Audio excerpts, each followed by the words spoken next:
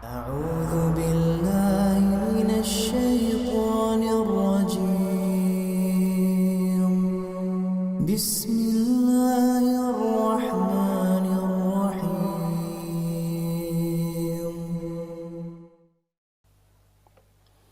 Bismillahirrahmanirrahim. Assalamualaikum warahmatullahi wabarakatuh. Innal hamdalillah nahmaduhu wa nasta'inuhu wa nastaghfiruh wa na'udzu billahi min shururi anfusina wa min sayyiati a'malina. Man yahdihillahu fala mudilla lahu wa man yudlil fala hadiya lahu. Asyhadu an la ilaha illallah wahdahu la syarika lahu wa asyhadu anna Muhammadan 'abduhu wa rasuluhu la nabiyya wa la rasula ba'dah. Ya ayyuhalladzina amanu taqullaha ittaqullaha haqqa tuqatih wa la tamutunna illa wa antum muslimun. Ya ayyuhan nasu ittaqu rabbakumul ladzi khalaqakum min nafsin wahidah wa khalaqa minha zawjaha wa batha minhuma rijalan katsiran wa nisaa'a wattaqullaha alladzi tasaaluna bihi wal arham innallaha kana 'alaykum raqiba. Ya ayyuhalladzina amanu ittaqullaha wa qulu qawlan sadida yuslih lakum a'malakum wa yaghfir lakum dhunubakum wa may yuti'illaha wa rasulahu faqad faza fawzan 'azima. أما بعد فإن أصدق الحديث كتاب الله وخير الهدي هدي نبينا محمد صلى الله عليه وسلم وشر الأمور محدثاتها فإن كل محدثة بدعة وكل بدعة ضلالة وكل ضلالة في النار. Masyarul muslimin dan muslimat jamaah salat subuh yang semoga selalu dalam rahmat, kasih sayang, perlindungan dan penjagaan Allah Subhanahu wa taala. Marilah kita bersyukur kepada Allah Subhanahu wa taala atas segala nikmat yang telah dicurahkan kepada kita semua.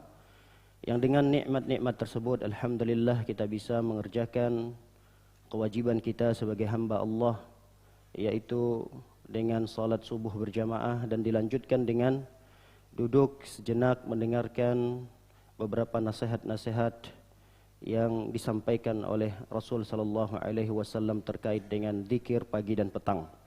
Semoga apa yang kita lakukan pada pagi yang berbahagia ini bernilai amal saleh, menjadi amal saleh yang bernilai pahala di sisi Allah Subhanahu wa taala. Salawat beserta salam semoga selalu tercurahkan untuk Nabi kita tercinta, untuk keluarganya, untuk para sahabatnya dan untuk siapa saja yang mengikuti sunnah-sunnah Nabi sallallahu alaihi wasallam hingga hari kiamat. Para hadirin dan hadirat dimuliakan oleh Allah Subhanahu wa taala, melanjutkan kajian kita pada pembahasan syarah atau penjelasan zikir pagi dan petang. Pada pertemuan yang lalu kita telah menyelesaikan satu zikir yang selalu didawamkan, yang selalu dikerjakan oleh Nabi sallallahu alaihi wasallam di waktu pagi dan di waktu sore. Masing-masing dibaca oleh Rasul sallallahu alaihi wasallam 3 kali. Yang berbunyi Allahumma afini fi badani, Allahumma afini fi sam'i, Allahumma afini fi basari, la ilaha illa anta, Allahumma inni a'udzubika minal kufri wal faqr wa a'udzubika min adzabil qabr, la ilaha illa anta. Dibaca 3 kali di waktu pagi dan petang. Baik, pada kesempatan yang singkat ini insyaallah kita akan melanjutkan zikir yang lainnya, yaitu zikir yang dibaca oleh Nabi sallallahu alaihi wasallam di waktu pagi dan di waktu petang juga, di mana zikir ini berbunyi Allahumma inni as'alukal afwa wal afiyata fid dunya wal akhirah. Allahumma inni as'alukal afwa wal afiyata fi dini wad dunyaya wa ahli wa mali. Allahumma astur awrati wa amin rawati. Allahumma hafadni min bayni yadayya wa min khalfi wa an yamini wa an shimali wa min fawqi wa a'udzu bi'azamatika an uqtala min tahti. Ini zikir yang insyaallah kita akan bahas pada kesempatan yang berbahagia ini. Sebelum kita masuk pada pembahasan huruf per huruf atau kalimat per kalimat dari zikir ini, kita bacakan terlebih dahulu hadis Nabi sallallahu alaihi wasallam terkait dengan zikir ini. Di mana hadis ini diriwayatkan oleh Ibnu Umar radhiyallahu taala anhuma. Ibnu Umar pernah berkata, lam yakun Rasulullah sallallahu alaihi wasallam yad'u haula'il kalimat hina yumsi wa hina yusbih. Kata Ibnu Umar mengatakan, belum pernah Rasul sallallahu alaihi wasallam meninggalkan kalimat-kalimat yang barusan kita baca tadi. Hina yumsi, ketika beliau berada di waktu sore, wa hina yusbih, dan ketika beliau berada di waktu pagi. Jadi di antara zikir yang tidak pernah ditinggalkan oleh Nabi sallallahu alaihi wasallam, bahkan dalam kondisi dan situasi apapun. Kita tahu bahwa Nabi sallallahu alaihi wasallam tidak menghadapi kondisi-kondisi yang baik terus-menerus. Terkadang Rasul sallallahu alaihi wasallam mendapati dirinya dalam keadaan sulit, dalam keadaan genting, dalam kondisi perang, dalam kondisi aman, dalam kondisi tidak aman, dalam kondisi sedang bermukim, dalam kondisi beliau safar, dalam kondisi di medan perang, dan seterusnya. Artinya Nabi sallallahu alaihi wasallam mendapati beberapa kondisi-kondisi yang tidak begitu terus-menerus, artinya dalam kondisi aman terus-menerus. Nah, kondisi yang selalu berubah-berubah seperti ini, maka disinilah penting dan perlunya kita membaca doa ini. Apalagi nanti kandungan-kandungan daripada doa-doa yang akan, atau zikir-zikir yang akan kita baca ini sangat erat kaitannya dengan kehidupan kita sehari-hari. Erat kaitannya dengan kondisi kita sehari-hari yang tidak mungkin terus-menerus sama. Kadang-kadang kondisi kita, ada masanya kita dalam kondisi sempit, ada masanya dalam kondisi lapang, ada masanya dalam kondisi kita sedang bahagia, ada kondisinya kita dalam kondisi ada keadaannya, ada masanya kita dalam kondisi sedih.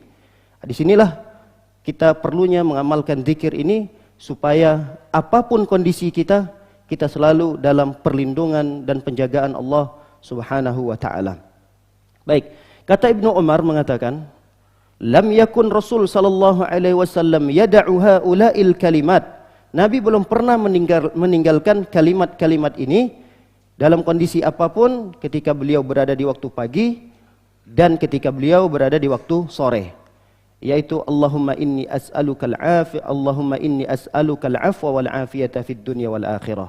Dalam hadis yang lain, Al-Abbas, paman Nabi sallallahu alaihi wasallam, Al-Abbas bin Abdul Muttalib, pernah berkata, "Qultu, aku bertanya kepada Rasul sallallahu alaihi wasallam, ya Rasulullah,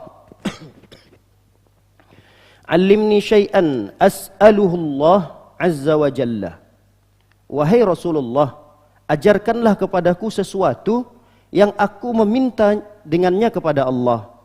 Jadi Al-Abbas ini minta kepada Rasulullah satu amalan yang dengan sesuatu tersebut beliau meminta dan memohon kepada Allah Subhanahu wa taala. Kata Rasul sallallahu alaihi wasallam, "Salillahal afiyah." Mintalah kepada Allah al-afiyah. Afiyah ini adalah keselamatan.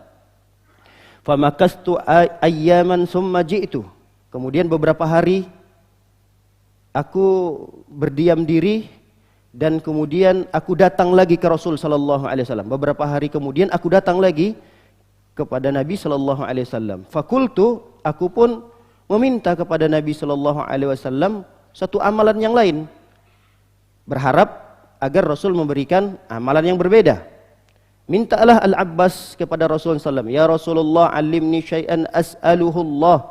Ya Rasulullah, ajarkan aku sesuatu yang dengan sesuatu itu aku minta dan berdoa kepada Allah Subhanahu wa taala.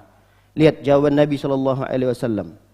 "Ya Abbas, ya amma Rasulillah sallallahu alaihi wasallam." Wahai Abbas, wahai pamannya Rasul sallallahu alaihi wasallam, "Salillahal afiyata fid dunya wal akhirah." Mintalah kepada Allah keselamatan di dunia dan di akhirat. Kalau yang permintaan pertama tadi, Rasul hanya berikan kepada Abbas adalah sebatas minta keselamatan. Datang di hari yang berikutnya, Abbas minta lagi ke Rasulullah SAW, "Ya Rasulullah, ajarkan aku sesuatu amalan yang lain." Nabi memberikan amalan yang sama, tapi ditambahkan kalimat dunia dan akhiratnya. Kata Nabi SAW, minta afiyah lagi, minta keselamatan lagi kepada Allah, tapi untuk duniamu dan untuk akhiratmu. Hadis ini dinilai sahih oleh para ulama, di antaranya Syekh Al-Imam Al-Albani rahimahullahu taala. Hadis ini diriwayatkan oleh Al-Imam Tirmizi. Dalam hadis yang lain, Nabi sallallahu alaihi wasallam memerintahkan para sahabat secara khusus, secara umum kepada umatnya termasuk kita. Rasulullah sallallahu alaihi wasallam bersabda, "Salullahal afwa wal afiyata." Kalau ini ada kalimat tambahan al-afwanya. Kalau pesan beliau kepada Abbas hanya minta al-afiyah saja, minta afiat. Kalau di hadis yang berikutnya ini, Rasul sallallahu alaihi wasallam berwasiat kepada kita, memerintahkan kita agar minta kepada Allah al-afwa. Afwa ini minta maaf kepada Allah, minta ampun kepada Allah Subhanahu wa taala. Wal afiyah, dan mintalah afiat, keselamatan. Apa kata Nabi? Fama utiya ahadun ba'da yakinin khairan min mu'afat. Karena tidak ada seseorang, tidaklah seseorang diberikan kebaikan setelah keyakinan daripada keselamatan. Maksudnya adalah perkara yang mungkin tidak bisa kita bayar dengan nilai dunia yang kita miliki adalah nikmat keyakinan yang saat ini kita berpegang teguh di atasnya, yaitu nikmat iman, nikmat Islam. Ini nikmat yang tidak mungkin kan bisa kita gantikan dengan apapun yang kita miliki. Inilah nikmat yang paling besar yang saat ini yang kita miliki. Tapi kata Rasul sallallahu alaihi wasallam, tidaklah seseorang itu diberikan kebaikan setelah iman dan Islam melainkan keselamatan. Jadi keselamatan ini diposisikan oleh Rasul sallallahu alaihi wasallam pada posisi setelah kita mendapatkan kenikmatan yang sangat besar berupa iman dan Islam, baru kemudian keselamatan. Makanya benar di antara ustaz-ustaz kita kadang mengajak kita untuk mensyukuri nikmat yang Allah berikan, terutama nikmat iman, nikmat Islam, nikmat kesehatan. Nikmat kesehatan, nikmat keselamatan. Kita selamat di dunia ini dari kondisi saat ini yang kita hadapi, yang kita rasakan saat ini. Kita selamat, kita sehat dari perkara-perkara yang tidak kita inginkan. Baik, para hadirin dan hadirat dimuliakan oleh Allah Subhanahu wa taala, kita masuk pada penjelasan dari zikir yang dimaksud oleh Rasul sallallahu alaihi wasallam, yaitu adalah Allahumma inni as'aluka al-afwa wal-afiyata fid dunya wal akhirah. Ya Allah, sesungguhnya aku minta kepadamu al-afwa. Al-afwa ini minta maaf. Wal-afiyata, minta keselamatan. Fid dunya, di dunia, wal akhirah, dan di akhirat. Al-afwa, kalau kita terjemahkan tadi adalah minta maaf, atau bahasa lainnya adalah minta ampun. Tapi ini berbeda kata para ulama. Minta maaf dengan minta ampun berbeda. Kalau minta ampun itu biasanya menggunakan kalimat maghfirah. Rabbil firli. Rabbil firli, ya Allah ampuni aku. Tapi kalau menggunakan kalimat afwa ini, Rabbil firli wa'fu anni. Biasa kita baca ini. Di dalam solat jenazah kita baca. Apa di antara doa solat jenazah itu? Di takbir yang ketiga itu? Allahumma firli. Allahumma fir lahu. Kita mendoakan orang yang meninggal itu. Allahumma fir lahu. Ya Allah ampuni dia. Warhamhu, rahmati dia. Wa'afihi, wa'fu anhu. Nih, kalimat wa'afihi. Afihi ini ya Allah berikan afiat kepadanya. Berikan keselamatan kepadanya. Jadi kita tidak hanya berharap sekarang, tidak hanya berharap nanti didoakan oleh orang yang hidup. Kalau kita sudah meninggal dunia barulah minta dan berharap didoakan oleh orang yang hidup. Saat ini kita kemana gitu? Kita masih diberikan kesehatan, kita masih diberikan umur. Sekarang kalau kita masih diberikan kesempatan untuk berdoa, berdoa minta kepada Allah. Minta sama seperti al-afwa wal afiyah. Hanya saja gaya bahasanya berbeda. Kalau dalam salat jenazah itu gaya bahasanya berbeda dengan yang kita minta setiap pagi dan petang. Bedanya lagi kalau di salat jenazah kita mendoakan jenazah, tapi kalau di pagi dan di sore hari kita berdoa untuk kita. Allahumma firlahu warhamhu wa'afihi wa'fu anhu. Wa'fu anhu inilah maknanya, ya Allah maafkan aku.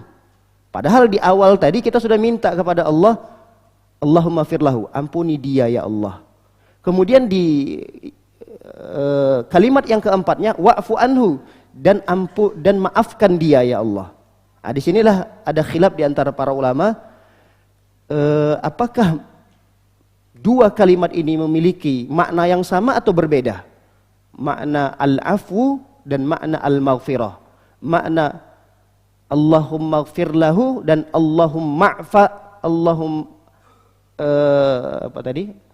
wa'afihi wa'fu anhu. Wa'fu anhu itu maafkan aku. Apakah memiliki makna yang sama atau berbeda? Di sini ada penjelasan para ulama. Kata para ulama, jika dua kalimat ini kita temui dalam satu doa, maka maknanya sama. Makanya ada kaidah para ulama mengatakan iza jitama'a iftaraqa wa idza iftaraqa ijtama'a. Jadi kalau dia ijtama'a berkumpul, jadi kalimat itu terkandung di dalamnya ampunan dan minta maaf, minta ampun dan minta maaf, maka maknanya berbeda. Seperti dalam salat jenazah yang kita dapatkan tadi. Allahumma fir lahu warhamhu wa'afihi wa'fu anhu. Ya Allah, ampuni dia, dan di kalimat keempatnya, ya Allah maafkan dia. Maka kata para ulama, kalau dalam satu doa berkumpul dua permintaan ini, maka maknanya berbeda. Tapi kalau kita melihat dalam satu doa hanya salah satunya saja yang disebutkan, seperti kalau kita minta ampunan di dalam doa kita minta ampun untuk kita, untuk kedua orang tua kita. Biasanya kalimat maaf tidak ada di situ. Rabbi firli wali walidayya warhamhuma. Tidak ada minta maaf di situ, hanya minta ampun. Maka kata para ulama, jika hanya didapati satu saja, entahkah itu kalimat maghfirah atau kalimat al-afwahnya, maka maknanya sama kata para ulama. Nah, mana yang lebih tinggi derajatnya dari dua kalimat tersebut? Kalimat ampunan atau kalimat maaf yang kita minta kepada Allah Subhanahu wa taala? Di sini juga ada khilaf para ulama. Wallahu alam bisawab. Di antara para ulama ada yang menguatkan bahwa kalimat afwu itu lebih tinggi tingkatannya dibandingkan dengan kalimat maghfirah. Kalimat afwu itu lebih tinggi tingkatannya dibanding dengan kalimat maghfirah. Ada sebagian ulama yang menafsirkan seperti itu. Makanya ketika Aisyah radhiyallahu taala anha bertanya kepada Rasul sallallahu alaihi wasallam, "Ya Rasulullah, andai kata aku mendapati bahwa di 10 akhir dari bulan Ramadan itu adalah malam Lailatul Qadar, maka apa yang harus aku perbanyak ya Rasulullah?" Apa doa yang diajarkan oleh Nabi SAW kepada Aisyah? Allahumma innaka afuwun tuhibbul afwa fa'fu anni. Dari awal doanya sampai akhir tidak ada kalimat maghfirah di situ. Itu yang diminta oleh Nabi SAW agar diperbanyak oleh Aisyah. Dan hadis ini tidak hanya berlaku kepada Aisyah, tapi berlaku kepada seluruh sahabat-sahabat Nabi dan berlaku sampai saat ini. Dan doa ini boleh untuk terus kita amalkan dan perbanyak, khususnya di 10 terakhir dari bulan Ramadan, dan harapannya itu bisa diamalkan di malam-malam ganjil, di mana malam-malam itu diharapkan Lailatul Qadar turun. Jadi ini wasiat Nabi sallallahu alaihi wasallam, pesan Nabi sallallahu alaihi wasallam kepada Aisyah radhiyallahu taala anha untuk memperbanyak minta kepada Allah al-afwa. Minta maaf. Allahumma innaka afuwun, ya Allah engkau itu maha pemaaf. Allahumma innaka afuwun, sesungguhnya engkau ya Allah maha pemaaf. Kemudian apa? Tuhibbul afwa, dan engkau itu menyukai sifat pemaaf. Fa'fu anni, maafkanlah aku. Jadi yang kita minta fokus di 10 terakhir dari bulan Ramadan itu, fokusnya kita minta kepada Allah, minta maaf. Minta maaf sama Allah. Ya Allah, maafkan aku, maafkan aku, maafkan aku, maafkan aku. Itu yang kita fokuskan di 10 hari terakhir. Ini kata para ulama menunjukkan bahwa tingkatan afu, minta maaf kepada Allah, lebih tinggi daripada minta ampun. Tapi bukan artinya kita tinggalkan doa minta ampun kepada Allah, lalu kemudian kita terus menerus minta maaf kepada Allah. Tidak. Maksudnya kalau kita bisa lebih memperbanyak kalimat afu, bagus. Dibandingkan dengan maghfirah yang kita minta kepada Allah Subhanahu wa taala.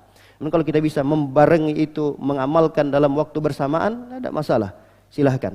Kita hanya menjelaskan tentang mana yang lebih tinggi, kalimat afu atau kalimat maghfirah yang kita minta kepada Allah Subhanahu wa taala. Ada penjelasan yang lain yang dijelaskan oleh Al-Imam Syekh Muhammad Munir Ad-Dimashqi.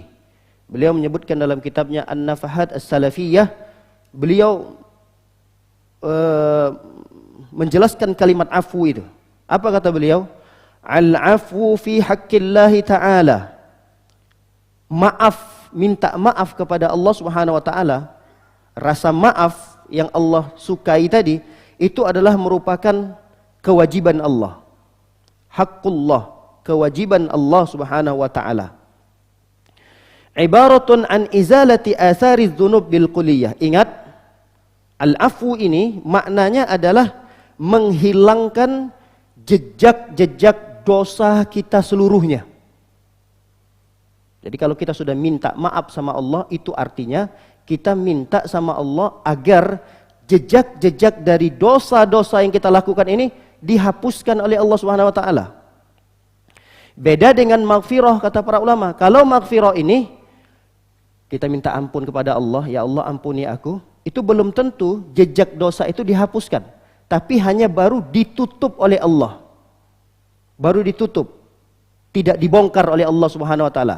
Bisa jadi ada di antara kita yang semalam melakukan berbagai macam jenis dosa, tapi sampai saat ini alhamdulillah dosa itu ditutup oleh Allah, tidak ditampakkan oleh Allah Subhanahu wa taala dengan istighfar yang kita sertakan setelah kita melakukan dosa. Kita dosa, kita istighfar. Dosa, istighfar. Sehingga dosa-dosa yang kita lakukan ini masih ditutup oleh Allah dengan maghfirah yang kita minta, dengan kita beristighfar kepada Allah Subhanahu wa taala. Beda dengan orang yang habis melakukan dosa, dia minta maaf sama Allah.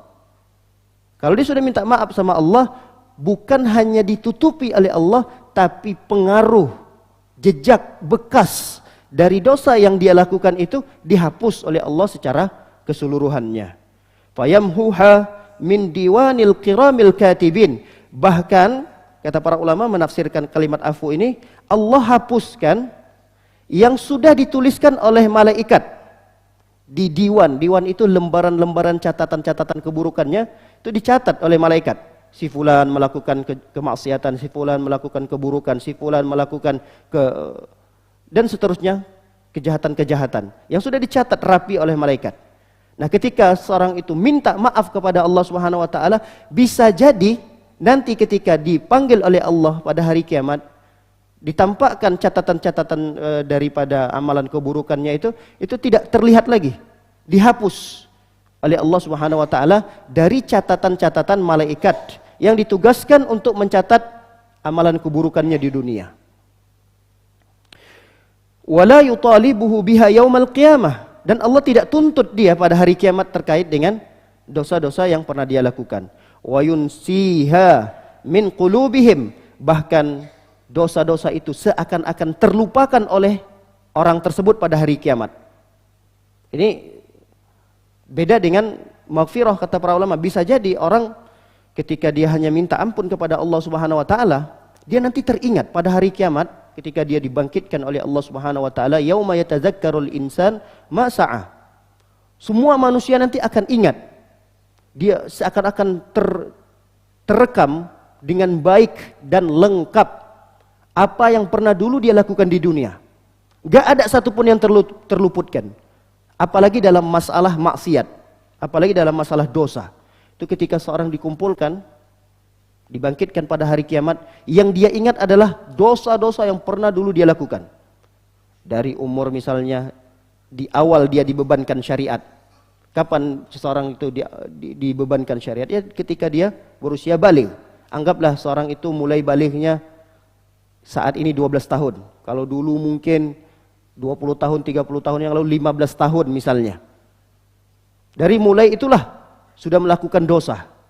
Ingat, padahal dia sudah berlalu jauh, ratusan tahun. Tapi kok bisa terekam, masih bisa ingat? Ya karena memang begitu, Allah Subhanahu wa taala yang menyampaikannya. Beda saat ini kita berada di dunia. Kita sudah tidak ingat, jangankan 10 tahun yang lalu dosa yang pernah kita lakukan. Setahun yang lalu aja kita udah lupa dosa apa aja yang sudah kita lakukan. Jangankan setahun yang lalu, bulan yang lalu. Coba kita ingat-ingat lagi. Ini sekarang bulan apa? Tanggal berapa? Coba kita kembali ke belakang sebulan yang lalu. Dosa apa aja ya yang sudah saya lakukan? Udah nggak ingat kita. Nggak usahlah bulan yang lalu, kemarin aja. Kemarin pagi, mulai dari kita bangun pagi sampai kemudian kita tidur semalam. Coba kita ingat-ingat lagi, apa dosa yang kita lakukan? Kayaknya nggak tergambar secara keseluruhan. Tapi nanti ketika Allah bangkitkan pada hari kiamat, semuanya teringat, semuanya tergambar apa yang pernah kita lakukan. Nah, orang yang minta maaf sama Allah Subhanahu wa taala, minta maaf kepada Allah Subhanahu wa taala, nanti dibangkitkan pada hari kiamat, dia tidak akan dibebani untuk memikirkan perkara-perkara itu. Seakan-akan bisa dilupakan oleh Allah Subhanahu wa taala. Karena bisa jadi orang tersiksa pada hari kiamat di padang mahsyar. Bisa jadi seorang itu tersiksa karena dia mengingat masa lalu dari dosa-dosa yang pernah dia lakukan. Karena dia akan mengira bahwa, waduh habis saya terlalu banyak dosa saya. Inilah waktu di mana saya akan disidang oleh Allah. Habis saya hari ini. Dia tersiksa dengan kondisinya seperti itu. Tapi kalau ada orang yang dilupakan oleh Allah Subhanahu wa taala dari perbuatan-perbuatan dosanya yang dulu dia lakukan, dan itu tidak mungkin akan bisa hadir pada diri seseorang kecuali ketika dia minta maaf kepada Allah Subhanahu wa taala. Ini sebagian penjelasan dari para ulama. Makanya kata para ulama menjelaskan bahwa kalimat maghfirah dan al-afu itu memiliki perbedaan, dan yang paling hebat adalah kalimat al-afu daripada kalimat al-maghfirah. Kenapa? Li'annal ghufran, karena ghufran minta ampun kepada Allah, yash'aru bis-sitr, karena hanya mendapatkan sitr itu hanya sekedar dihalangi oleh Allah Subhanahu wa taala pengaruh buruknya. Jadi ketika seseorang melakukan kemaksiatan ini kan mendatangkan kesialan. Orang kalau udah bermaksiat itu akan mendatangkan kesialan dari Allah Subhanahu wa taala. Bisa jadi dia akan timpakan penyakit, musibah, apa saja kesialan-kesialan yang akan Allah berikan kepada pelaku maksiat di dunia ini. Tapi kesialan itu akan diangkat oleh Allah Subhanahu wa taala, akan ditutupi oleh Allah Subhanahu wa taala tatkala diiringi dengan kalimat istighfar. Nah, jadi orang kalau hanya sekedar beristighfar, Allah akan menutupi pertama aibnya. Yang kedua, Allah akan jaga dia dari pengaruh buruk, kesialan, dosa maksiat yang dia lakukan itu. Sebatas itu kalau maghfirah. Tapi bisa jadi masih membekas nantinya pada hari kiamat, masih membekas pada dirinya. Dia masih ingat dengan dosa-dosa tersebut. Ya kalau kita sekarang ini antara manusia dengan manusia lah. Makanya kalau memaafkan orang itu memang agak berat. Kenapa? Karena konsekuensi kalau memaafkan ini nggak boleh lagi teringat dalam hati kita. Kalau kita katakan, iya saya sudah maafkan kamu. Konsekuensinya apa? Jangan diingat-ingat lagi kesalahannya. Inilah kalimat maaf ini sangat berat dan tinggi derajatnya di sisi Allah Subhanahu wa taala, karena Allah memiliki sifat tersebut, al-afu itu mudah bagi Allah untuk menghapusnya. Dan Allah tidak ingat lagi, seakan-akan Allah lupakan, udah. Makanya kata maaf, dan orang sudah minta maaf sama kita, dan kalau kita katakan, iya saya maafkan kamu, itu nggak boleh lagi diungkit-ungkit. Dan tidak boleh lagi sampai ada tersirat, waduh si fulan, kayaknya berat saya minta memaafkannya. Tapi kita sudah terucap tuh, iya saya maafkan. Makanya Kalau ada orang yang minta maaf lalu kemudian tidak dimaafkan, yaitu hak seseorang. Sah-sah saja, wajar saja, bahkan tidak berdosa orang yang tidak memberikan maaf kepada orang lain. Tidak berdosa dia, itu hak dia. Terus bagaimana dong? Nanti urusannya pada hari kiamat. Kalau di dunia ini dia tidak maafkan, berarti nanti akan berlanjut urusannya di persidangan Allah Subhanahu wa taala. Tapi kalau dia sudah selesaikan, ya sudah, saya maafkan di dunia. Kalau sudah ada kata saya maafkan di dunia, jangan diungkit-ungkit lagi. Jangankan diungkit, tersirat saja, teringat saja dalam diri kita, dalam jiwa kita, tidak boleh lagi gitu. Karena kita sudah memaafkannya. Inilah beratnya kata al-afu ini. Makanya kita sering mengatakan afwan, afwan. Maksudnya kita minta maaf. Afwan ini minta maaf. Tapi biasa kita gunakan afwan ini hanya sekedar untuk menjawab kata syukron, kan begitu. Syukron, afwan. Taunya kita kata afwan ini hanya sekedar untuk menjawab kalimat syukron. Tapi kalimat afwan ini bisa digunakan untuk kalimat kita minta maaf, apalagi kita mintanya kepada Allah Subhanahu wa taala. Baik, kita kembali kepada zikir tadi. Yang kita minta kepada Allah Subhanahu wa taala adalah Allahumma inni as'alukal afwa. Ya Allah, aku meminta kepadamu al-afwa, maaf. Minta kemaafan kepadamu ya Allah. Wal afiyah, dan kita minta al-afiyah. Al-afiyah ini adalah keselamatan di dunia, fid dunya wal akhirah. Kita minta maaf dan minta keselamatan di dunia dan di akhirat. Keselamatan dari apa? Tentunya keselamatan dari kemaksiatan. Ini yang paling penting. Bisanya kita terhindar dari kemaksiatan di zaman ini sudah luar biasa, kenikmatan yang sangat besar yang Allah berikan kepada kita. Minta diselamatkan dari kemaksiatan. Minta diselamatkan dari berbagai macam keburukan-keburukan yang tidak kita inginkan terjadi pada diri kita dan keluarga kita. Inilah yang kita minta kepada Allah Subhanahu wa taala. Fid dunya, di dunia ini. Masya Allah, inilah doa Nabi SAW. Doa Nabi itu kelihatannya ringkas, tapi maknanya sangat luas sekali. Makanya doa Nabi itu ringkas dan maknanya luas. Kalau kita minta sama Allah, itu panjang sekali.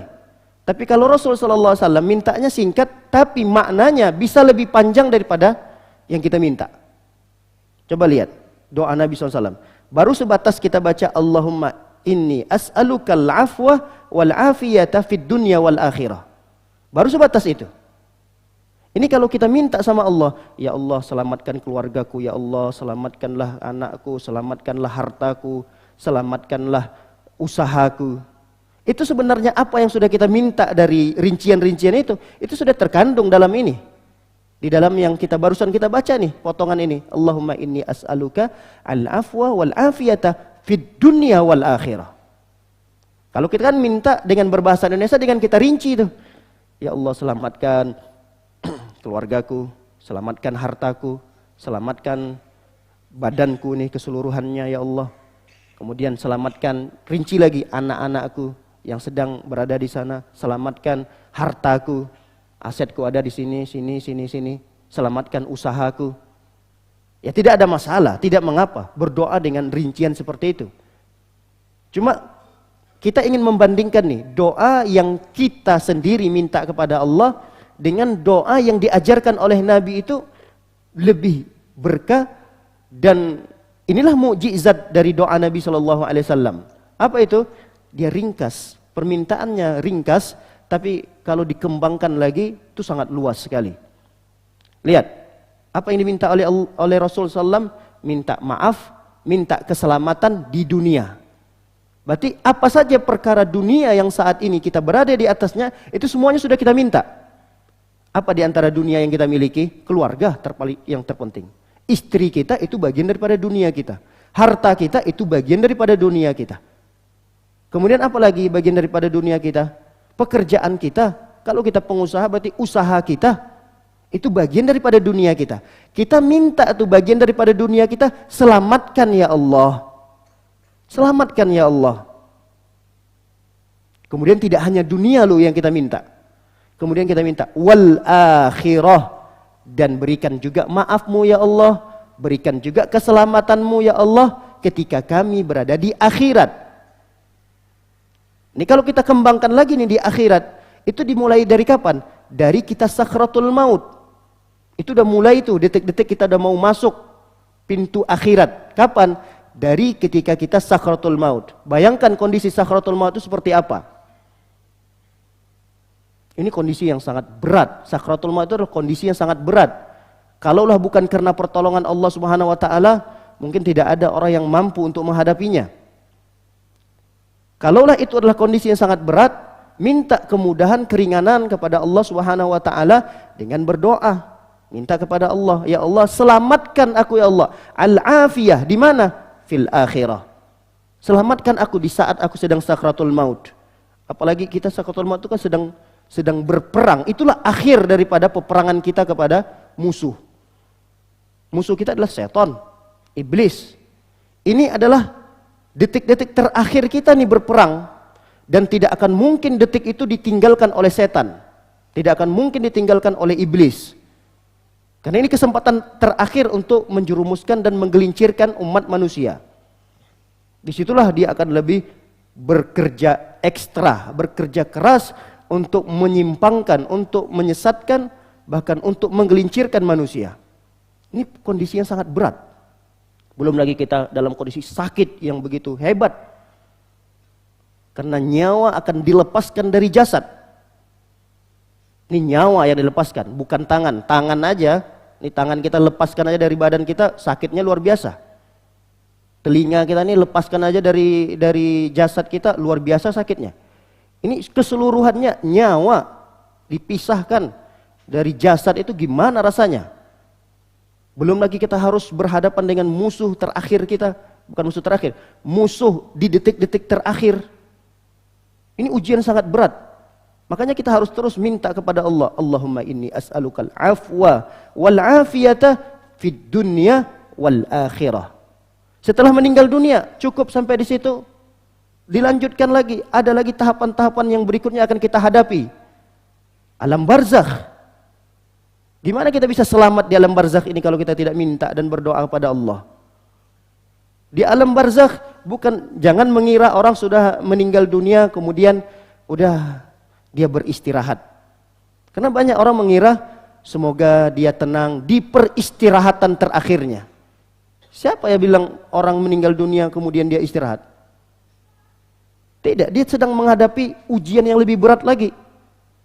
Bahkan lebih berat barangkali ujiannya di alam barzakh itu daripada ketika dia hidup di dunia ini. Kalaulah masih ada kehidupan setelah kehidupan dunia ini, berarti kan kita butuh nih, masih tetap butuh kita keselamatan dari Allah. Kita masih butuh keselamatan dari Allah Subhanahu wa taala. Setelah kita hidup di dunia, ternyata masih ada lagi kehidupan di alam barzakh. Setelah melalui alam barzakh, kita akan dibangkitkan oleh Allah Subhanahu wa taala di padang mahsyar. Di padang mahsyar juga, Masya Allah, la haula wala quwata illa billah. Bagaimana kondisi-kondisi di padang mahsyar? Kondisi-kondisi yang sangat mengerikan, di mana matahari jaraknya hanya sejengkal dari kepala kita. Di mana kondisi saat itu orang bertelanjang semuanya. Di mana kondisi saat itu orang dalam kondisi panik. Ada orang yang ditenggelamkan oleh dosa keringatnya sesuai dengan kadar dosanya. Bayangkan ada orang yang ditenggelamkan oleh keringatnya sampai hidungnya, sampai dia megap-megap. Kondisi itu kita lihat nanti pada mahsyar. Kondisi di mana seseorang itu lari dari keluarganya, lari dari ayahnya, dari ibunya, lari dari anaknya, lari dari pasangannya. Masing-masing orang mengurusi dirinya masing-masing. Semua orang mengurusi dirinya masing-masing. Gak peduli lagi siapa kau. Bahkan kau adalah darah dagingku sendiri pun tinggalkan. Kau ayah, kau ibu yang telah melahirkanku, enggak. Urus diri masing-masing. Kondisinya sangat mengerikan. Butuh, minta kepada Allah keselamatan. Ya Allah, selamatkan, selamatkan ya Allah. Allahumma inni as'alukal afwa wal afiyata fid dunya wal akhirah. Minta kepada Allah Subhanahu wa taala. Makanya wasiat ini selalu Rasul tekankan kepada para sahabat, terutama kepada pamannya tadi. Minta berulang-ulang kali nih pamannya Al-Abbas, ya Rasulullah, minta ajarkan aku satu amalan yang aku minta kepada Allah. Apa kata Rasulullah? Minta kepada Allah keselamatan. Beberapa hari kemudian minta lagi. Abbas, ya Rasulullah, minta lagi ya Rasulullah. Ditambahkan oleh Rasulullah fid dunya wal akhirah. Minta keselamatan kepada Allah di dunia ini dan di akhirat. Baik, ini di akhirat. Kita tidak bisa gambarkan satu persatu kengerian-kengerian yang terjadi pada hari kiamat tersebut. Di hari akhirat, di padang mahsyar. Dan tidak akan mungkin ada orang yang selamat kecuali orang-orang yang diselamatkan oleh Allah Subhanahu wa taala. Karena keselamatan itu hanya milik Allah Subhanahu wa taala, dan mintalah kepada Allah Subhanahu wa taala. Baik, inilah kesempatan kita masih diberikan oleh Allah untuk minta, berdoa. Kalau sudah meninggal dunia, kalau ia ada generasi-generasi kita yang melanjutkan, yang berdoa untuk kita. Kalau ia ada orang yang sahabat-sahabat kita yang dulu kita sering berteman dengan mereka, kalau ia mereka masih ingat dengan kita. Kalau masih ingat, alhamdulillah, dia doakan kita. Tapi kalau tidak, ya kita harus berharap dengan amalan kita sendiri. Jangan berharap banyak pada orang lain, walaupun itu adalah karib kerabat kita. Jangan terlalu berharap banyak, walaupun kita tidak boleh putus asa. Makanya kita harus tetap berusaha untuk mencetak generasi-generasi yang soleh, yang baik, anak, baik itu anak yang soleh maupun soleha. Semoga mereka bisa melanjutkan apa yang pernah dulu kita lakukan di dunia ini. Tapi kalau bergantung kepada mereka, jangan. Sehingga kita tidak beramal, tidak berdoa di dunia ini. Ini juga sikap yang salah. Baik, kita lanjutkan. Selanjutnya Nabi SAW membaca potongan yang berikutnya, masih terkait dengan al-afwa wal afiyah. Tapi dirinci sedikit oleh Nabi SAW. Kata Nabi SAW meminta di waktu pagi dan petang, Allahumma inni as'alukal afwa wal afiyata fi dini wad dunyaya wa ahli wa mali. Ya Allah, aku minta kepadamu al-afwa, kemaafan, wal afiyata, dan keselamatan, fi dini. Lihat, yang pertama kita minta adalah pada perkara agamaku ya Allah. Minta keselamatan kepada Allah terkait dalam masalah agama kita. Karena masalah ini juga sangat penting. Bahkan lebih penting daripada masalah dunia kita. Kalaulah kita di awal tadi minta kepada Allah keselamatan di dunia ini, nah kalau sekarang ini yang potongan yang kedua, kita minta kemaafan dan keselamatan kepada Allah dalam perkara agama kita. Jadi jangan mengira agama kita saat ini dalam kondisi aman-aman saja. Jangan mengira bahwa akidah kita saat ini lurus-lurus saja. Alhamdulillah, saya sudah rutin ngaji. Alhamdulillah. Selama ini saya berteman dengan Bapak Fulan, Bapak Fulan, Bapak Fulan. Alhamdulillah, aman saya. Agama saya aman, akidah saya aman. Siapa yang bisa menjamin seperti itu? Jangankan kita orang biasa, para nabi, para rasul saja, mereka sangat khawatir dengan agama mereka, dengan kondisi akidah mereka, dengan kesyirikan-kesyirikan, kurafat-kurafat yang selalu mengintai mereka di setiap saat. Ini para nabi, para rasul. Makanya kita sering mendengar permintaan dan permohonan Nabi Ibrahim alaihissalam. Wajnubni wa baniya an na'budal asnam. Ya Allah, jauhi aku. Aku di sini siapa? Nabi Ibrahim. Ya Allah, jauhi aku dan anak keturunanku dari menyembah berhala. Ini kan suatu yang tidak mungkin sekali kalau ada seorang rasul menyembah berhala. Suatu yang tidak mungkin. Sesuatu yang mustahil. Tapi sesuatu yang mustahil itu tetap Nabi Ibrahim meminta kepada Allah agar jangan sampai jatuh kepada penyembahan terhadap berhala. Berarti seorang nabi, seorang rasul saja selalu khawatir terhadap kondisi akidah, kondisi agamanya. Nah, kita ini bukan siapa-siapa, tapi kok kita merasa aman saja kok sering kita itu lebih merasa aman dengan kondisi saat ini yang kita hadapi. Padahal kondisi saat ini yang sekarang kita beradanya tidak dalam kondisi baik-baik. Beda kondisi yang dulu dihadapi oleh sahabat Nabi, kondisi yang dihadapi oleh para tabi'in, atba'ut tabi'in. Ini kondisi iman mereka luar biasa, karena masa mereka itu tidak terlalu jauh dari Nabi SAW. Apalagi para sahabat yang sangat dekat dengan Nabi SAW. Oleh karena itulah akidah mereka itu sangat kuat sekali. Bahkan ketika mereka disiksa, dicaci, dimaki, bahkan dibunuh sekalipun, agar mereka keluar dari agama Islam, mereka tidak goyah. Tidak sama sekali tersentuh oleh apapun yang menggoda mereka agar mereka bisa meninggalkan agama Muhammad. Atau ancaman apa saja yang mereka dapatkan tidak akan membuat pudar keyakinan dan agama mereka, keyakinan mereka kepada Nabi SAW. Nah, kita yang sudah jauh banget nih hidupnya dari Nabi SAW, bisa aja nanti gara-gara sedikit tawaran-tawaran di luar sana, itu bisa kita jual agama kita, bisa sekali. Apalagi tawaran-tawarannya sangat menggiurkan. Kasih amplop, kamu, tapi jangan sampaikan ini ya, jangan cerita ini ya, nggak usah lagi bahas ini ya, kamu nggak usah lagi ibadah-ibadah inilah. Atau sekali to the point sekalian, udah tinggalkan agama Islam, nih sekian buat kamu. Ada yang mengalami hal-hal seperti itu, banyak sekali. Bahkan secara tidak langsung pun kadang itu kita alami. Hanya masalah-masalah dunia, kita bisa kok meninggalkan sholat. Masalah dunia, masalah pekerjaan. Berarti kan kondisi yang seperti ini agama kita sering terancam.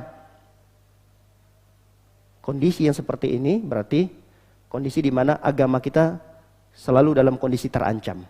Makanya disinilah pentingnya kita minta kepada Allah agar diberikan taufik.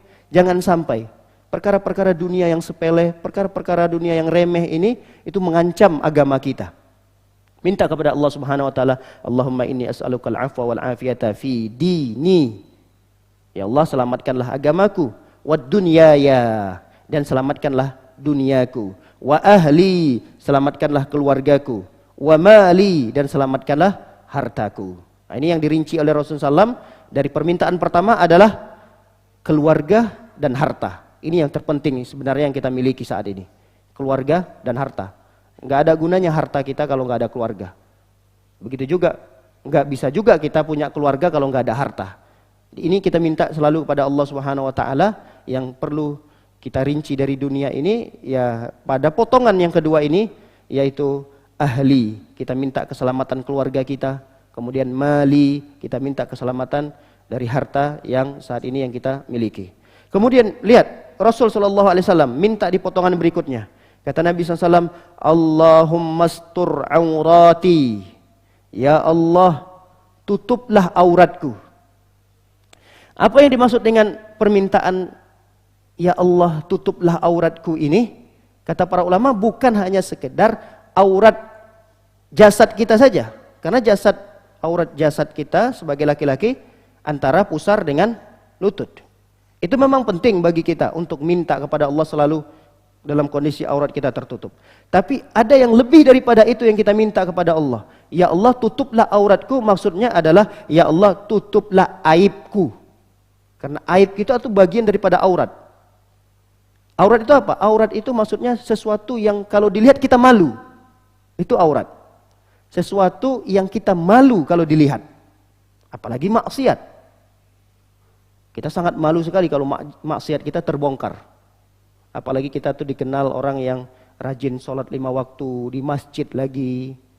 kemudian dikenal dengan orang yang baik, tiba-tiba terbongkar aibnya bahwa dia melakukan misalnya perzinahan dan diketahui oleh teman-temannya yang lain. Ini muka mau taruh di mana? Dikenal dia sebagai seorang dai misalnya, dikenal dia sebagai seorang imam misalnya, tapi ternyata aibnya dibongkar oleh Allah Subhanahu wa taala. Dosanya dibongkar oleh Allah Subhanahu wa taala. Dikelayakan teman-temannya, dikelayakan jamaahnya.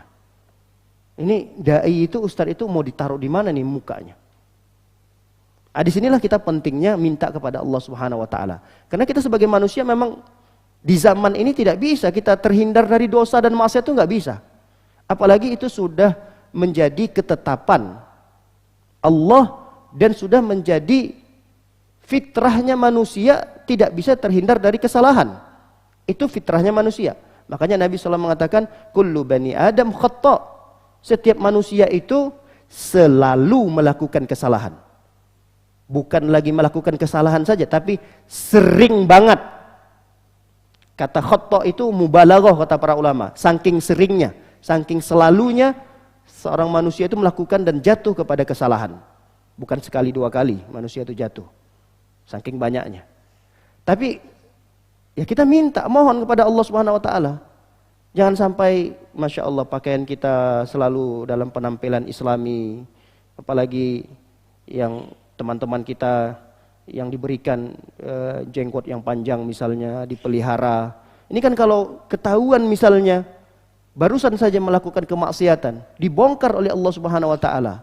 Dengan kita tidak beristighfar, kita tidak mohon ampun, kemudian tidak berdoa mohon pada Allah, ditutup nih aib-aib kita, aurat kita. Dibongkar oleh Allah Subhanahu wa taala, enggak nyaman lagi kita hidup di dunia ini. Kita udah lama berteman, sudah lama membina persahabatan, tiba-tiba ketahuan oleh orang-orang terdekat kita. Hanya orang-orang yang bermuka tembok saja nih menganggap perkara-perkara itu perkara yang biasa. Ada orang yang seperti itu, ada. Dia bermaksiat bahkan di depan-depan temannya. Dan dia biasa lagi bertemu sama teman-temannya yang di masjid, yang soleh. Seakan-akan tidak terjadi apa-apa. Seakan-akan tidak terjadi apa-apa.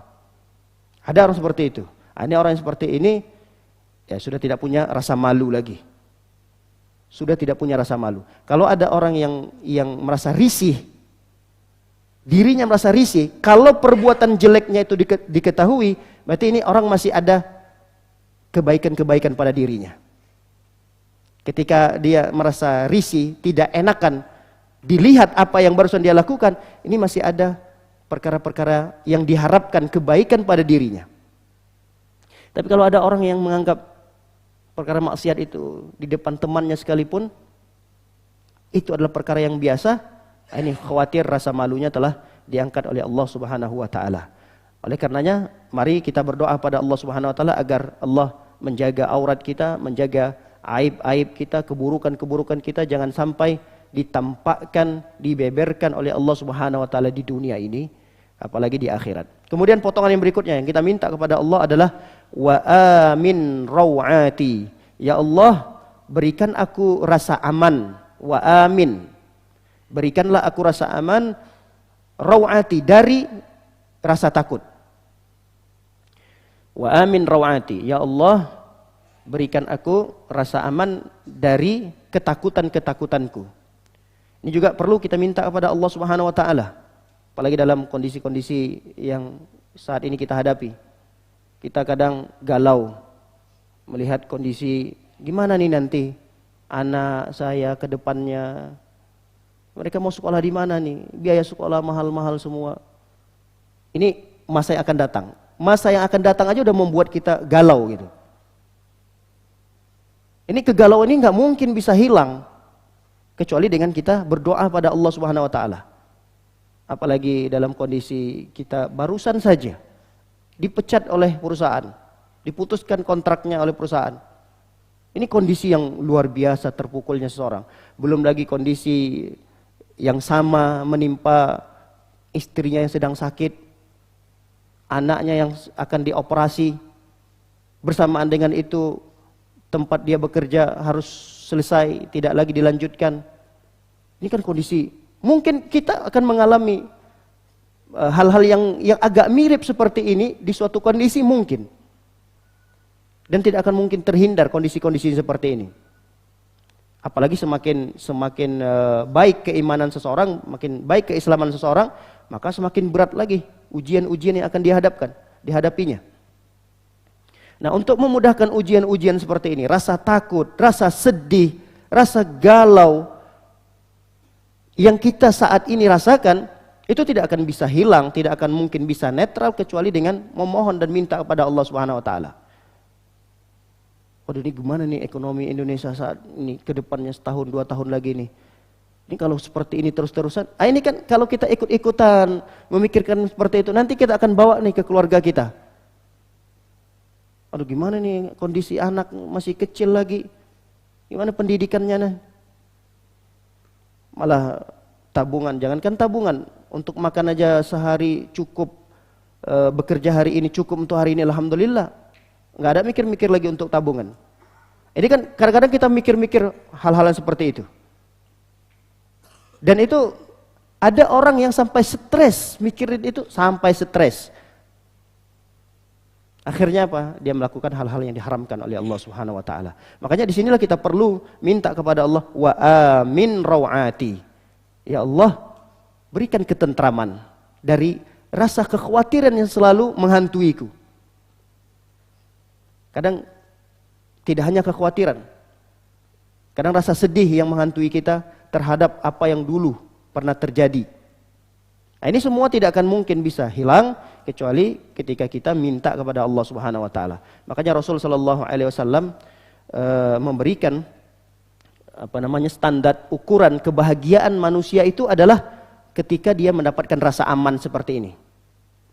Jadi melihat seseorang itu bahagia atau tidak bahagianya di dunia bukan karena fasilitas yang lengkap dia miliki.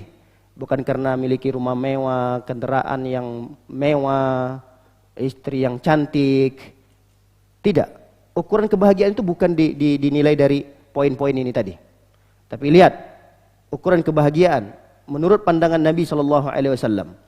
Kata Nabi SAW, man asbaha minkum aminan fi sirbi, mu'afan fi jasadi, wa indahu qutu yaumi, faka'annama hizat lahud dunya bihadzafiriha. Kata Nabi SAW, siapa orang yang berada di waktu pagi, seperti saat ini kita sudah berada di waktu pagi, ingat, kata Nabi SAW, siapa orang yang berada di waktu pagi, 3 ini berkumpul pada dirinya.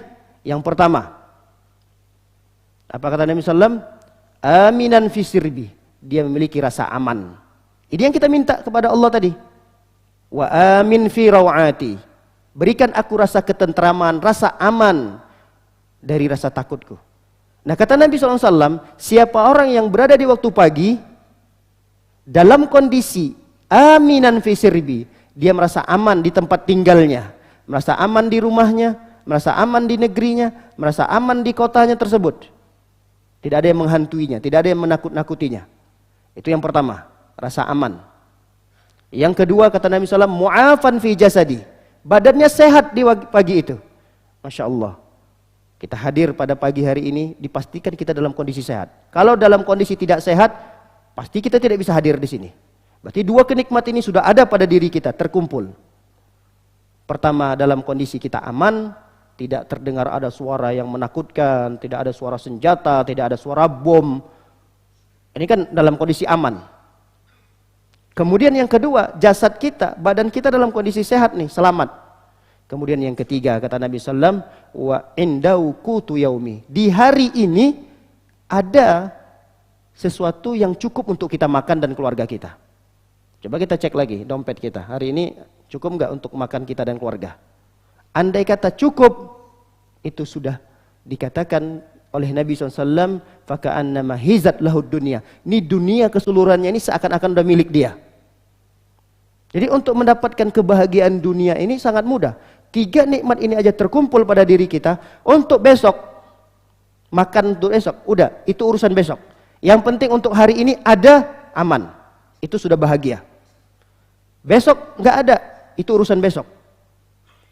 Tapi kalau 3 nikmat ini tidak ada pada diri kita, salah satunya aja yang hilang, Nggak ada lagi kebahagiaan hidup di dunia ini. Apa gunanya kita punya harta yang banyak, tapi kita bangun tidur dalam kondisi kita udah diantar tuh ke ICU. Baru bangun, mau sholat subuh nih, bangun, jatuh. Diponis sama dokter, terjadinya pecah pembuluh darah, sehingga harus diselamatkan, dioperasi dan seterusnya. Apa itu mobil yang barusan kemarin dibeli? Baru lagi, keluaran baru 2 hari dibeli. Nggak ada lagi kebahagiaan. Tuh rumah barusan jadi sebulan yang lalu, udah kayak istana tuh rumah. Baru ditempatin satu bulan. Nggak ada kebahagiaan lagi.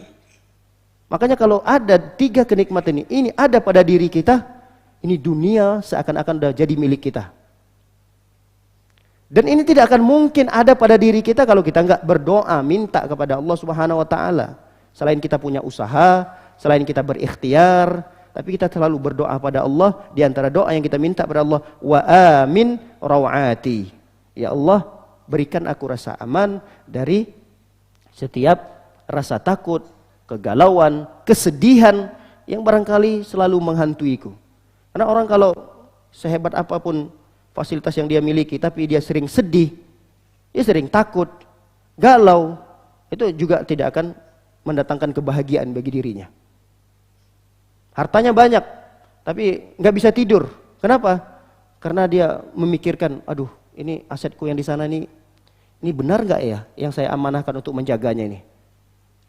Barusan mau tidur nih, dia ingat, aduh, tadi mobil saya sudah saya kunci atau belum ya? Akhirnya dia turun lagi, melihat lagi kondisinya, apakah semua pintu-pintunya dalam kondisi rapat, jendelanya dalam kondisi rapat. Selalu diwaswasi rasa takut, rasa khawatir. Ini kan kalau orang selalu dalam kondisi khawatir, rasa takut menghantuinya, nggak ada kebahagiaan hidupnya. Makanya kita minta kepada Allah, wa amin rawati. Makanya ada satu doa yang diajarkan oleh Nabi SAW, dan doa ini harusnya kita amalkan. Karena rasa sedih, rasa galau, rasa takut, khawatiran itu tidak akan mungkin terlepas dari kita. Nah, kalaulah rasa takut, rasa khawatir, rasa galau itu tidak bisa terlepas dari kita, maka jangan juga lepas doa ini pada diri kita. Apa itu doanya? Memang doanya agak panjang. Tapi kalau kita belum hafal, tidak ada masalah kita baca sekali, 2 kali, 3 kali. Mudah-mudahan kita bisa hafal. Kata Nabi SAW, doanya adalah Allahumma inni abduk, ibnu abdik, ibnu amatik, nasiyati biyadik, madin fiyya hukmuk, adlun fiyya qada'uk, dan seterusnya. Ini doa, kita bacakan hadis Nabi SAW. Kata Nabi SAW, ma asaba ahadan qattu hammun wala haznun. Seseorang itu tidak akan ditimpa oleh Allah Subhanahu wa taala sedikit pun oleh gunda gulana, kegalauan, wala haznun, dan kesedihan, kekhawatiran. Kapan mereka tidak akan ditimpa perkara-perkara ini? Ketika mereka membaca Allahumma inni abduk, ibnu abdik, ibnu amatik, nasiyati biyadik, madin fiyya hukmuk, adlun fiyya qada'uk, as'aluka bikulli ismin huwa lak, sammaita bihi nafsak, au 'allamtahu 'ahadan min khalqik, au anzaltahu fi kitabik, au ista'sarta bihi fi ilmi ghaibi 'indak, an taj'alal qur'ana rabi'a qalbi wa nura sadri wa jalaa'a huzni wa dhahaba hammi. Ini doa dibaca agar rasa kekhawatiran, rasa takut, rasa gundah gulana yang selalu menghantui kita, dan ini tidak akan bisa terhindar. Rasa-rasa yang seperti ini, kekhawatiran-kekhawatiran seperti ini tidak akan bisa terhindar kecuali ketika kita memohon dan minta kepada Allah Subhanahu wa taala. Siapa yang baca doa ini, kata Nabi SAW, illa adhaballahu hammahu wa huznahu, kecuali Allah akan hilangkan rasa galaunya tadi, gundah gulananya, rasa sedihnya, wa abdalahu makanahu farahan, dan Allah akan gantikan kesedihannya itu dengan kegembiraan. Faqala qila ya Rasulullah, ada sahabat yang bertanya, ya Rasulullah, ala nata'allamuha, apakah kami harus mempelajari doa-doa ini? Kata para sahabat bertanya kepada Rasulullah, lihat kata Nabi, bala, iya, pelajari doa-doa ini, yang bagi liman sami'aha an yata'allamaha, maka pantaslah, haruslah orang yang mendengarkan doa ini untuk mempelajarinya. Nah, pelajari doa yang barusan kita pelajari, yang barusan kita baca tadi. Allahumma inni abduk, ibnu abdik, ibnu amatik, nasiyati biyadik, madin fiyya hukmuk, adlun fiyya qada'uk, dan seterusnya. Baik. Berikutnya kita ringkas. Rasul sallallahu alaihi wasallam baca Allahumma hfazni min baini yadayya wa min khalfi wa an yamini wa an shimali wa min fawqi wa a'udzu bi 'azamatika an uqtala min tahti. Kita minta kepada Allah, lanjutan daripada zikir pagi dan petang ini baca oleh Rasulullah SAW adalah, ya Allah, jagalah aku dari arah depan, jagalah aku dari arah depan, jagalah aku dari arah belakang, wa min khalfi, jagalah aku dari arah yamin, dari arah kanan, shimal, dari arah kiri, wa min fauki, dan dari atas. Lihat, kita minta kepada Allah agar Allah selalu menjaga kita dari berbagai macam arah penjuru. Karena kita tidak tahu musibah Allah itu datangnya dari arah mana. Bisa jadi dari arah depan. Kadang-kadang dari arah depan kita lebih hati-hati nih. Kita sudah lebih hati-hati, apalagi dalam berkendaraan. Kita sigap, kita konsentrasi. Tapi nggak tahu nanti ternyata musibah itu datangnya dari belakang. Makanya kita minta kepada Allah, Allahumma hfazni min baini yadayya wa min khalfi. Ya Allah, jaga aku dari arah depan, jaga juga aku dari arah belakang. Kadang kita tidak tahu ternyata musibah itu datangnya dari kanan kita, dari kiri kita. Bahkan ada yang dari atas kita. Ini yang lebih berbahaya. Dari atas.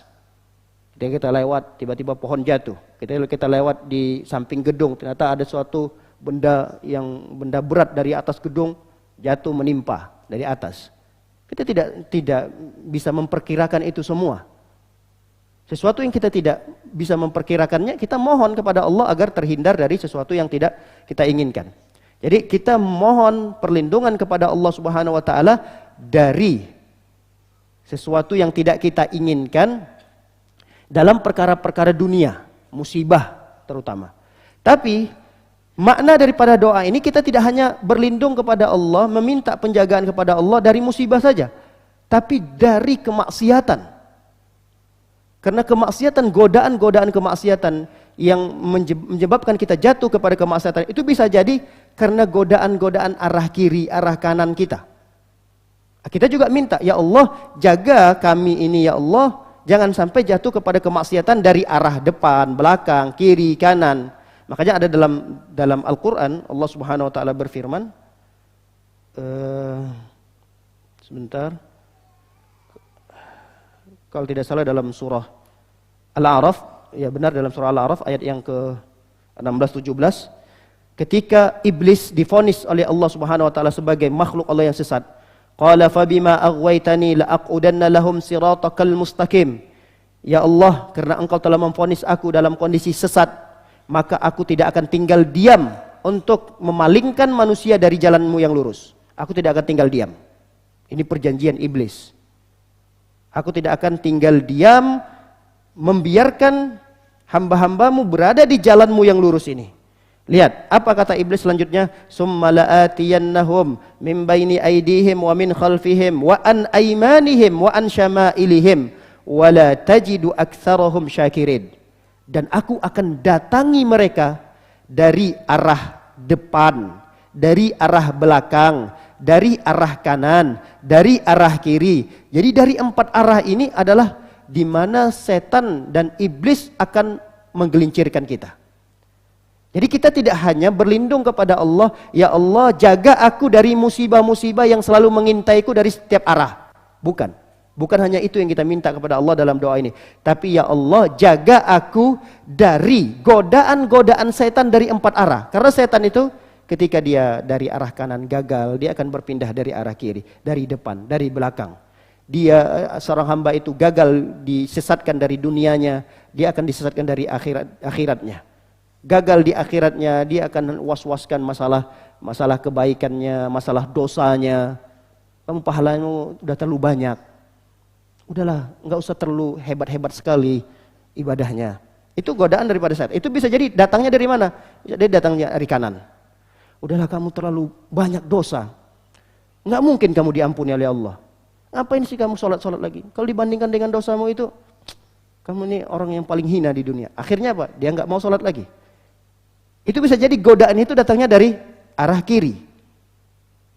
Kondisi-kondisi yang seperti ini yang kita tidak pernah merasa aman dari godaan-godaan setan seperti ini, maka jangan juga kita meninggalkan doa ini. Allahumma hfadni min baini yadayya wa min khalfi wa an yamini wa an shimali wa min fawqi. Tapi lihat Rasul SAW menutup doanya ini dengan wa a'udzu bi'azamatika an utala min tahti. Ya Allah, aku berlindung dengan kebesaranmu. Wa a'udzu, dan aku berlindung bi'azamatika, dengan kebesaranmu, an utala min tahti, dari utala itu dari terkaman, dari sambaran bawahku.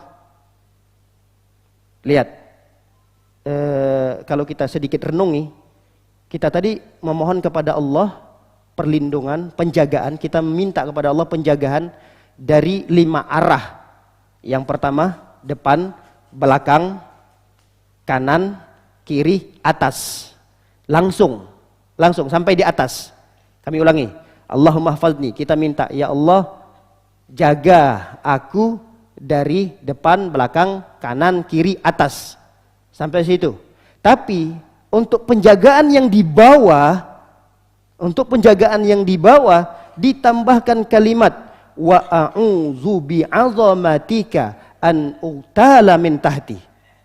Harusnya kan kalau kita minta, ya Allah jaga aku depan, belakang, kanan, kiri, atas, langsung bawah. Kan begitu. Atas, ya Allah jaga aku dari arah atas dan jaga aku dari arah bawah. Tapi untuk yang bawah tidak langsung Rasul SAW sebutkan. Tapi Rasul tambahkan kalimat wa a'udzu bi'azamatika an utala min tahti. Ya Allah, aku berlindung dengan kebesaranmu. Kenapa? Kata para ulama, karena musibah dari bawah itu adalah musibah yang sulit untuk dihindari. Orang kalau tiba-tiba ditelan oleh bumi, tiba-tiba ada binatang-binatang yang berbahaya keluar dari bumi kemudian mematoknya. Ini kan suatu hal yang sulit untuk dihindari. Dan untuk menghindari itu semua atas dasar kebesaran dan keagungan Allah Subhanahu wa taala. Makanya kita minta kepada Allah wa a'udzu, aku berlindung bi'azamatika, dengan kebesaranmu ya Allah. Karena hanya karena kebesaran Allah lah itu semua bisa kita lewati. Hanya karena kebesaran Allah lah kita dijaga oleh Allah dari arah bawah itu. Karena tidak sulit bagi Allah. Makanya kita minta kepada Allah di akhir ayat kursi, di akhir ayat kursi apa kata Allah? Wala ya'uduhu hifdzuhuma. Tidak sulit bagi Allah untuk menjaga langit dan bumi ini. Tidak sulit bagi Allah untuk menjaga langit dan bumi, termasuk bumi yang kita berada di atasnya. Nah, bumi sesaat bisa saja kapan waktunya tiba-tiba kita ditelannya, kita ditenggelamkannya. Tiba-tiba dari bumi itu ada binatang yang berbahaya menyerang kita. Bisa saja. Nah, oleh karenanya minta kepada Allah, dan di akhir ayat kursi itu Allah tutup dengan kalimat wahuwal, di akhir ayat kursi wahuwal aliyul azim, dan dialah Allah maha tinggi dan maha agung. Lihat hubungannya dengan akhir doa kita ini. Hubungan antara akhir daripada ayat kursi dengan akhir dari doa kita ini, wahuwal aliyul azim, karena Allah tidak berat untuk menjaga langit dan bumi ini, karena Allah Ali, maha tinggi, azim, maha agung. Dan hubungannya dengan akhir daripada doa kita, kita juga minta dengan keagungan Allah, yang Allah tidak berat untuk mengatur bumi ini.